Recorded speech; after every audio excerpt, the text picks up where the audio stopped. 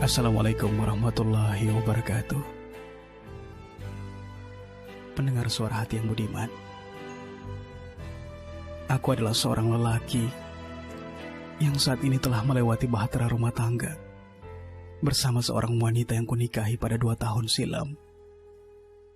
Kuakui, aku hanyalah laki-laki yang hanya memiliki pekerjaan dengan upah seadanya, yang mungkin hanya cukup untuk mengganjal perut kami sekeluarga, sehingga tak menyisakan sedikit pun dari pendapatanku untuk menyenangkan hati istriku.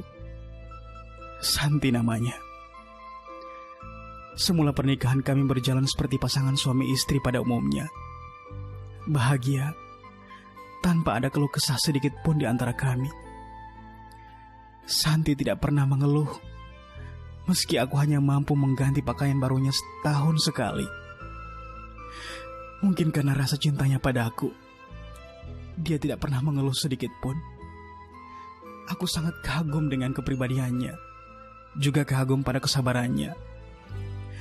Dalam hatiku yang paling dalam, aku selalu mengucapkan rasa syukur karena Allah telah menganugerahkan aku seorang istri yang manis dan penyabar.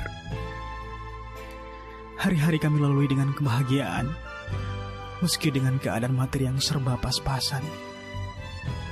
Pendengar suara hati yang baik, ternyata kebahagiaan itu berangsur-angsur mulai pupus dari kehidupan kami. Perubahan besar muncul dari Santi yang mulai berlaku aneh ketika sekembalinya dari Manado saat diminta oleh ayahnya menemani ibunya berobat selama sebulan lebih. Santi mulai dingin denganku.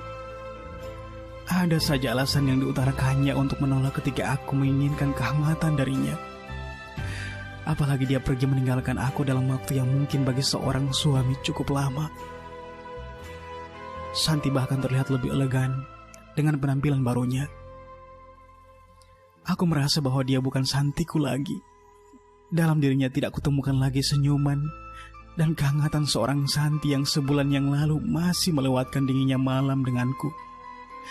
Bahkan terkadang Santi mulai merasa malu dan risih bila berjalan bersamaku, seolah aku